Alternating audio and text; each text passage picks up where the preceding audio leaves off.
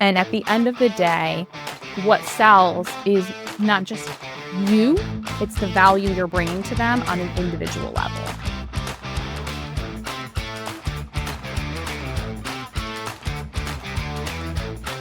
Hi, everyone. Welcome to another episode of the Growth Media Marketing Channel.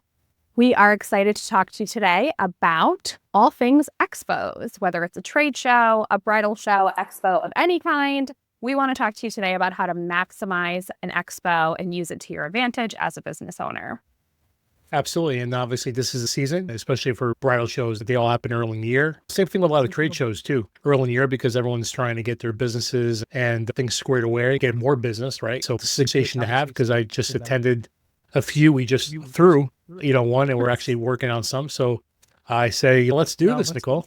Okay. Let me ask you, having attended multiple shows of all different sizes, is it worth it?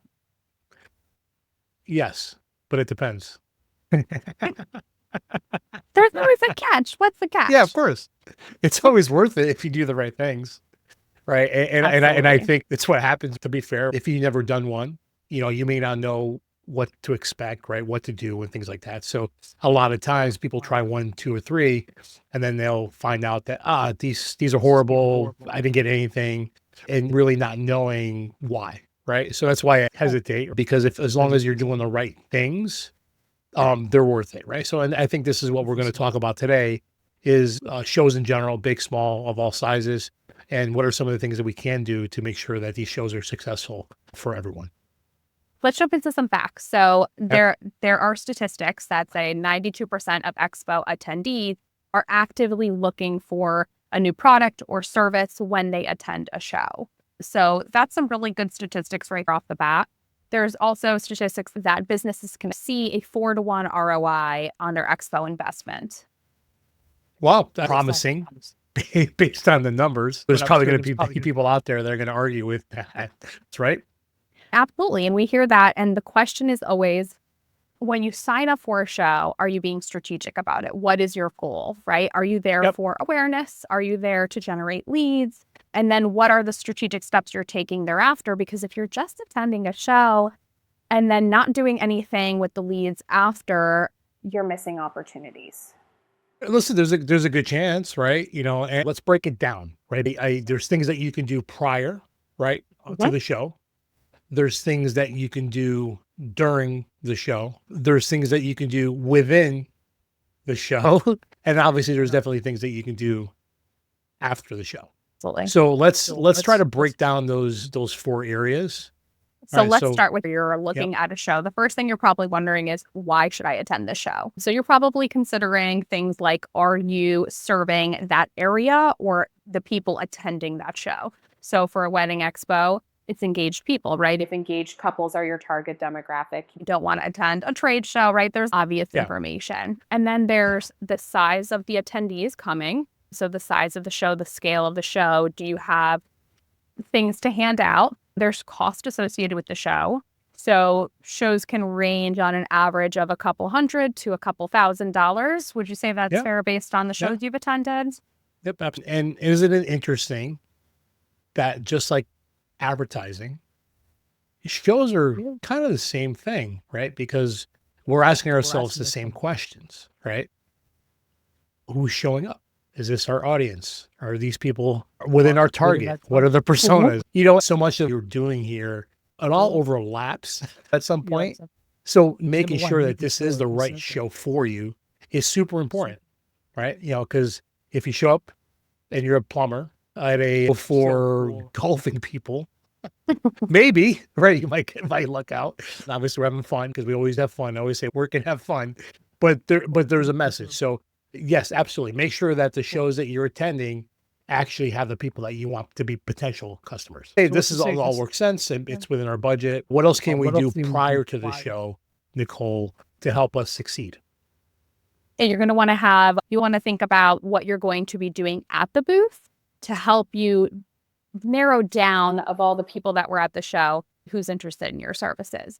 So you want to start thinking about something at the booth that you could potentially offer, or a giveaway, or something along those lines that this person is interested in what I'm offering. So there's some strategy there that you want to start to prepare for. And that's the beginner strategy, right? For Yeah. maybe somebody that's a little more advanced, they might think, hey, you might do promotion yourself. You might say, anyone that's actually interested in this show, let me market and say, hey, I'm going to be here.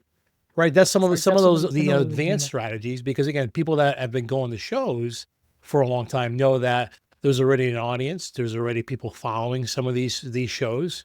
Right. So wouldn't it be great if they already know who you are before you even attend the show? Right. Again, that's a more advanced strategy. But Yeah. some people that have been going to shows for years probably never heard that comment. Like, wait, hold on. I just spent $1,000 on a show.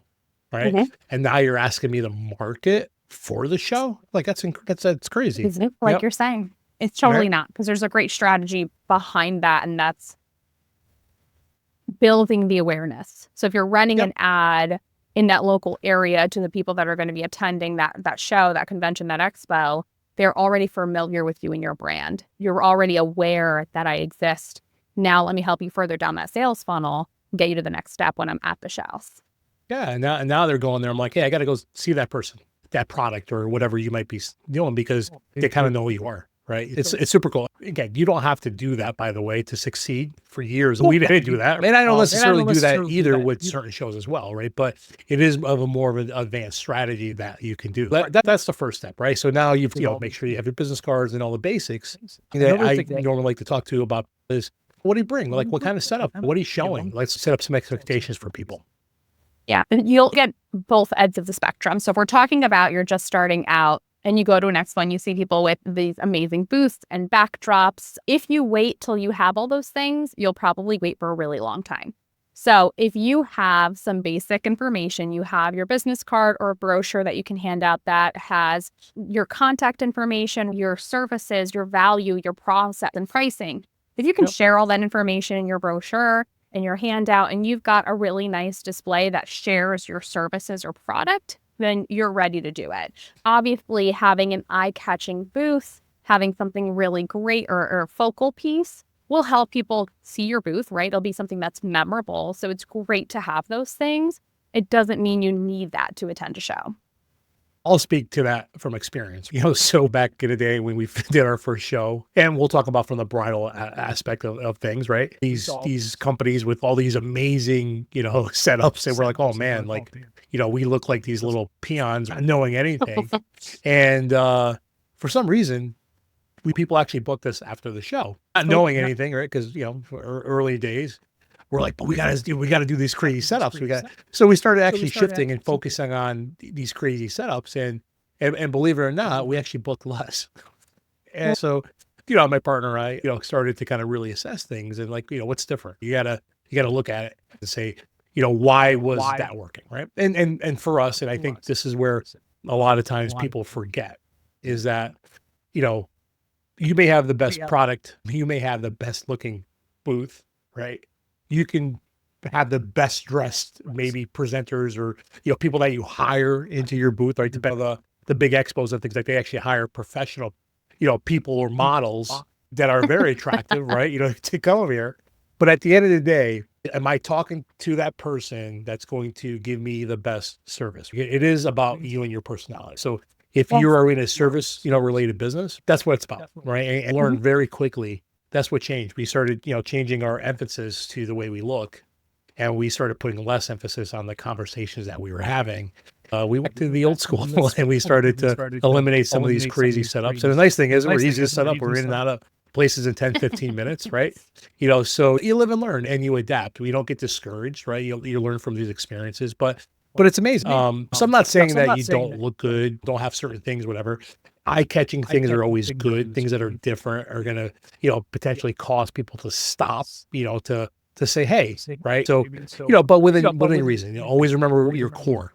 People are coming there because they have a problem, right? You know what I mean? And whether it's a product or a service that you're offering, they're always gonna go back to that and book you because of that, not because of some crazy booth that you had.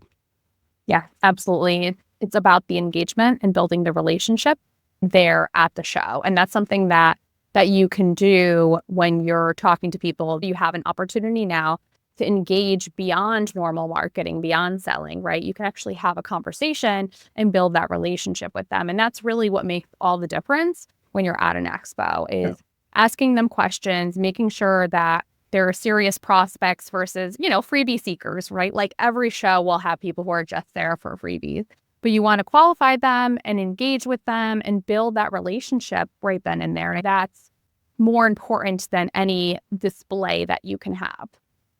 Yeah. So which leads into our next section, which is actually now the show is started and it's begun. What do you do to potentially, while people are stopping at your booth, what do you do? Don't make it about you, right? Yep. Make it about them. So how you conversate and the questions that you're asking, whether it's your service or product, to see if they need that service and product. So always making it about them and what they need, and then providing value, how you can solve that problem, how you have what they need. Here it is. Let me talk to you about that, right? So definitely keeping the focus on them is going to be super important. They're qualifying them at your booth, having whether it's a QR code or some way for you to collect their information, written sheet, but collecting their information, those that were most interested, so you can follow up with them. There's also an aspect of networking. You're in an area with lots of other vendors in your industry. So also taking the opportunity to network with other vendors at the show is just as valuable. And building on that thought process, having like little things, maybe you do your own raffle, right? I think some of the mistakes that people will make is that they rely on the end show list or potentially someone stopping by. So, we've done it and I've seen other big players do it where there was some kind of giveaway. With the giveaway, you're attracting people to your location, right? And it doesn't have to be anything crazy. It can be a gift basket, whatever, bottle of wine, or maybe you give away a free product or service. And what that does is that, gets people over to your area. But more importantly is, you actually have a reason to have a conversation. Like, for instance, if I'm a plumber at a home service show, hey, we're doing a giveaway, whatever, maybe a free cleanup or something like that, right? Well, there's always giving out hats and apparel or and stickers. Something, right? But the more importantly is the conversation. Now I can sit there and say, are you looking for maybe some work, right? Who do you use now? What are some of your struggles? If you're at a wedding show, hey, I'm a photographer. Hey, congratulations. When's the big day? Do you have a date? Do you have a venue? Awesome. You found your partner. Great. You're off to a great start, right? But all you're doing is you're qualifying them and you're finding out, hey, are you all set with your photography? And if they say yes, awesome. You don't get upset. I always ask, hey, who'd you book, right? As an example, or who are you using? Why are you using them? What was the one thing that really, pushed you over the edge with that person? And oh my God, I heard a lot about these people. Again, like you're learning a lot. Sometimes we lose the bigger focus of while we're there. Now, shows that are busy, you don't necessarily have time. But man, there's so much good conversation you're learning. I'm like, I keep hearing this person's name all the time. Must be a competitor. What is this person doing better than I? Right. And it's right. I just want to build a little bit too about the vendor thing that you brought up. And this is another thing too that I think people forget. I like to use my past experiences, because I think people can relate. The DJ business, especially in a smaller state, is very competitive. I don't look at anyone as a competitor. I look at it, hey, these are all potential people that could help these people looking for these services. And, what we have to realize is that, as much as I think I'm a good DJ or service provider or whatever happens to be, they still may not like me, and that's okay. Right. I mean, I know it's hard. Oh my goodness, like world's going to, everyone should book me. That's not the case. Right. And if the matchup's not right, and this happened to us at one of the recent shows and this vendor, because again, we keep the relationships close. We always we're helping people and things like that. Actually, because they were all booked, came over to our booth and said, hey, listen, we're booked. This is the date that we're looking. These guys are awesome. Right. And the reason why he did that is because he knows that if we were in the same situation, I'd flip it around and go there too. Right. So much of this is networking and making these friendships with all these people and things like that, especially if you're like the only guy, right? There are going to be times you're double booked or something is going to happen. It's so important to kind of surround yourself with that community, right? The support system and take these opportunities. Some of our best shows are not because we book 10 of something, or we sold 10 products. It's the connections that we made because of it, and the long-term relationships that we've made, with a lot of these vendors. So again, change perspective. Look at it different when you're attending these shows. There's value there. And that's true for so many different industries, is the networking and building the community within that, getting to know everyone, whether you're doing referrals back and forth or whether you're in a bind and you need help. Yep. Having that community is super important. So these shows provide that opportunity for you to network and get to know people in the local area as well. Yeah. So it sounds like now that, we've obviously talked about during the show, what we do. Yeah. Networking, right? Having an incentive at the booth so that the attendees will stop for a moment, whether you're handing out a shirt or you're offering something, but getting them to stop so you can have that conversation, qualify them, and more importantly, build the relationship. And now the show's over and I go home and go to sleep and never contact these people, right? Is that how it works? Unfortunately, that's what a lot of people do. Wait, stop. After that's how it works, right? They're like, we're done. Right? Yeah. Like, that's it. We did the show. Now let's wait for them to call and reach out. The leads will come in. And if only that were true. Yes. Let's talk about that a little bit. Nicole, what can people do after the show? All right. The most important thing you can do after a show is follow up with those leads that you qualified at your booth that were most interested within 48 hours. And those are like your warm leads or like hot leads or whatever you want to call them, right? Yeah, exactly. Okay. Mm-hmm, yep. Because the list you get after a show of everyone who attended or registered, it is a cold audience. Not all of them stopped and tossed you. Not all of them needed your services. Not all of them attended. Some shows, unfortunately, do recycle some information. So sending them a text, an email, social media, right? Like, there's so many ways you can connect with them. And if you can, reference something from your conversation, because that can be more memorable than your actual booth sometimes, right? It's like, wow. Absolutely. He remembered that? Absolutely. Yeah. And some of the things that you're saying is those are the conversations that they remember. You've qualified them and you have notes. And when I call Nicole and I say, hey, first of all, before we go there, how's your little one doing? Because I know that he was sick at the show, and she responds, oh, this guy actually remembered. He actually cared. And, hey, I know we were talking about, this, and this. Yeah, so where are you at? Well, and then whatever, you go through that conversation, right? As an example, it's priceless, right? If they're not ready now, it's okay, right? Hey, no problem. I know it's something we were talking about. Is this something you're going to do in the next 3 to 6 months? Like, probably closer to 6 months. Okay. Is it okay if I follow up? And of course they're going to say, because this is the one that was concerned about my kid. I'm not going to tell this person no, right? It's one of these things that, it's easy because we go there for the right reasons. And, so many times, like, yes, we have a very high percentage of bookings from these shows personally, right? It's never on my time. It's always on their time. And we're always getting permission to go to the next conversation. And guess what's going to happen? They're going to remember that, by the way. And when they're ready, right, they're either going to call you, or when they are ready, or when you call them back, I'm like, hey, perfect timing. Let's talk. I'm ready. So that would be a great way for you to connect with them initially. So doing a follow-up email, great to meet you at the Expo. I really enjoyed chatting with you about, your vision for your dream wedding, or about this issue that you're having. Or your dream kitchen, or right? Whatever happened to be, right? Exactly. Yep. So I'd love to see if you're still interested, right? Like, when can we set up a time to chat? So now what you're trying to do is get them to the next step of your sales funnel, which is usually booking a free consultation, or let's set up, can I come to your home and look at your kitchen and give you a free estimate? Can we set up a time to chat about your vision? So you want to try and do that next. And you can do that in so many different ways.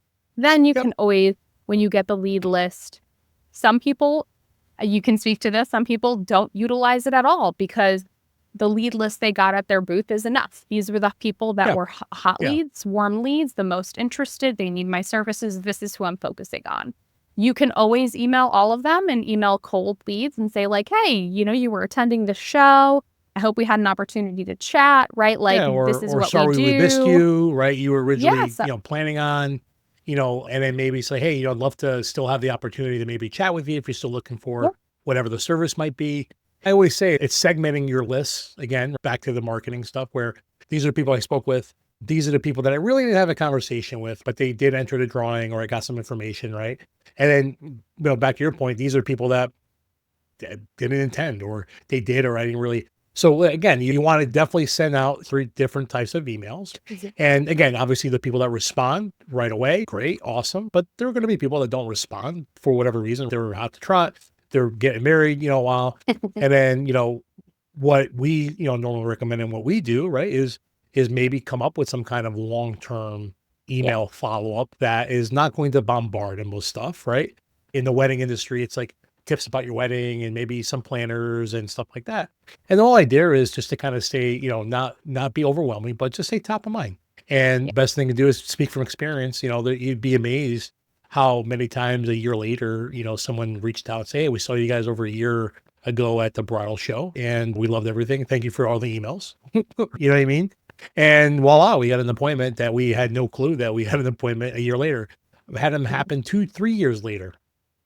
I've even had it happen where a bridesmaid that was there was now getting married. Again, referrals, community and stuff like that, right?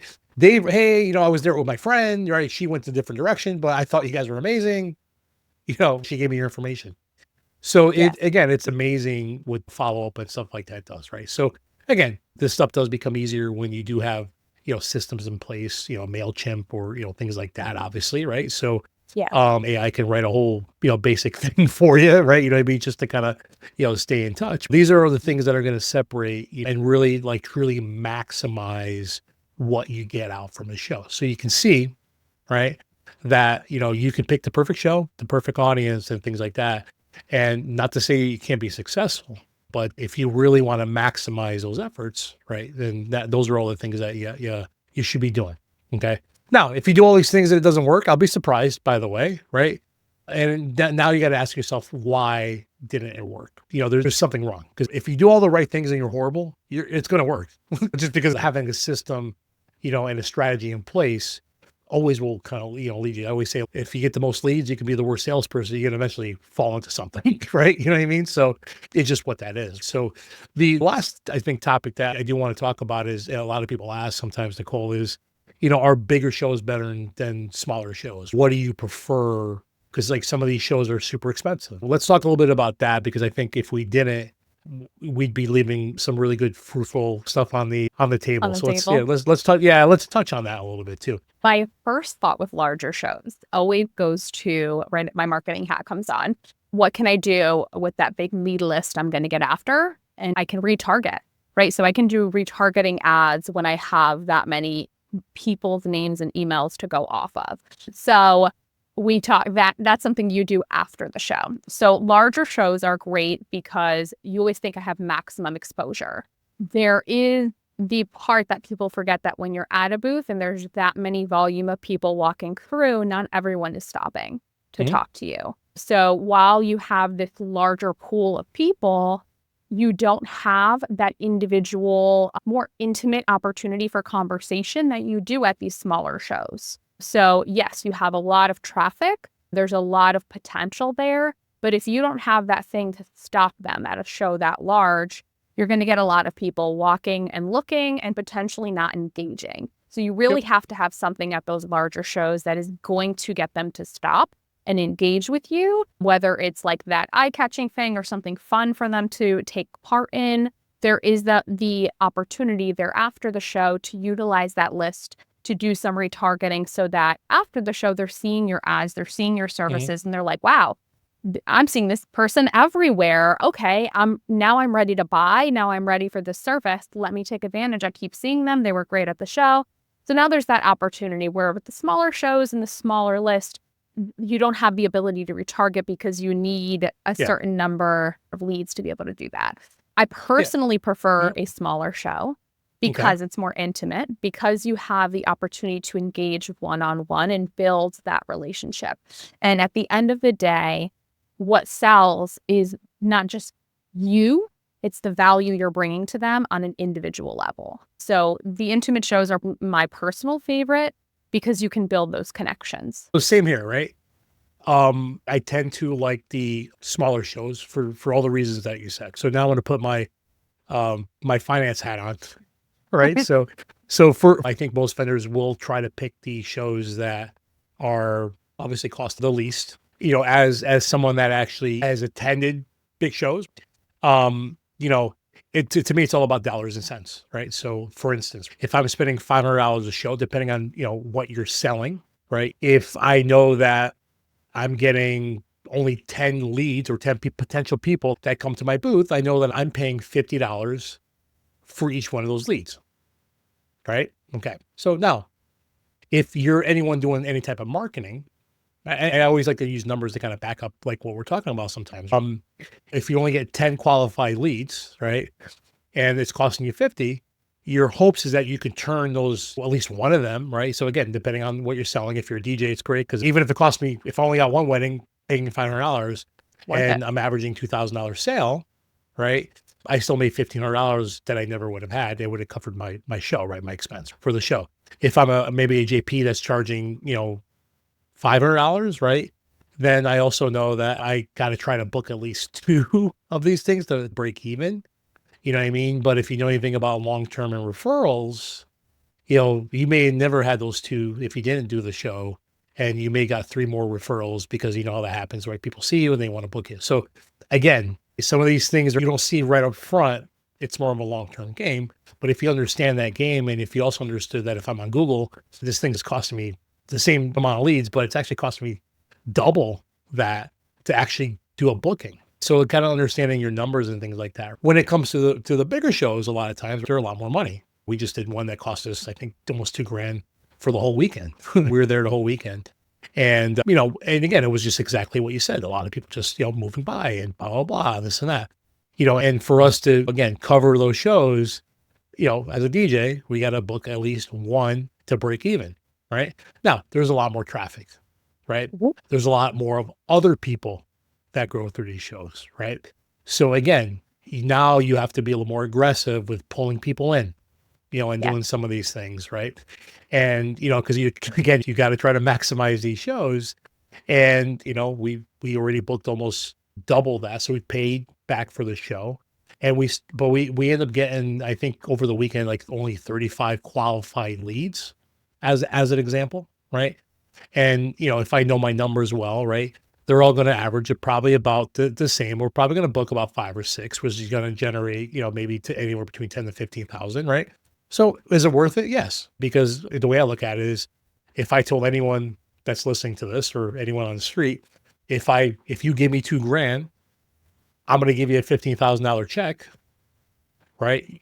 I think anyone's going to take that. And that's the way you got to look at it because you may have never had that business if you never attended those shows. So you've never done these shows before, pick a lower budget one because Mhm. again, it's a little less stressful, on the wallet. If you're a little more Yeah. established, then yeah, you can experiment. If I didn't book anything, I'm not mad at the show because again, we do use all those techniques. And I met some amazing vendors that never met before. There were some other vendors that were there that we knew, but we just haven't had an opportunity to talk. And we were able to make connections with new people that we've never would have experienced because, there was over 150 vendors at the show that we just attended. Right. And those are invaluable as far as connections and things like that. So Mhm. again, what's your goal, at the show? Yes, it's always to obviously bring in more business, but you can have alternative and smaller goals too. And so this way you don't feel like it was not a success, with some of these things. Yes, my goal is definitely smaller shows. Always. I enjoy them, right? They're usually quicker too, like usually a couple hours long. You know what I mean? Yeah. So, they get people in and out of there pretty quick, but some of these bigger shows do have, bigger potential and things like that. So that's my 2 cents. I love obviously to hear, your comments about any of the things that we're discussing, right? What your opinions are on big shows, small shows. Love to hear all those comments because again, that's how we learn from other people and we could expand this conversation more, as well. Yeah. Also, I think if you need any help with any of the things that, we're talking about, or if we just think that, yeah, I tried all those things, man, and it doesn't work. Love to talk to you too, and Mhm. kind of see, well, let's dive a little bit deeper, give you a different perspective on things. If you're somebody that does really, really well, and there's some other things that you guys do that are successful, and love to hear from you guys too. So please do not be shy with any of your Absolutely. Yeah. information, good, bad, or indifferent, by the way. So love to hear from you. It's all great information Right? to share with each other as far as what's helped, what hasn't. And if you're like, I've attended shows and it's not working and you do want the assistance, remember that it's coming from a place of wanting to help and being constructive for you, not critical. So sometimes people are like, it didn't work and I don't want to tell someone it didn't work because it means I did something wrong. I don't want you to think of it that way, because without a new set of eyes looking at it, you don't know what you can do differently next time to make an expo worthwhile, because there's so much potential at attending these shows. If you do it right and you show up strategically, we don't want you to miss those opportunities. So don't hesitate. Go book a free consultation, because it will be worth it in the end, I promise. Yeah. And listen, what we're trying to do here is this. So do you want to do what I did? And, for 5, 6, 7 years, struggle through this stuff, trying to figure out to get to a place to be successful, right? We're just trying to collapse those timeframes for everyone, all marketing aspect of things, or just in general business, right? So, it's always nice to have somebody else to chat with, that have different experiences and things like that. And at the end of the day, this is always going to be our goal, is to help other people through learning and through communicating and helping others. We all do our little part in this big world to make a better place for our kids and for the future. So I hope this helps. Drop a comment. Let's keep growing. And we'll catch you on the next show. Have a great day. Bye.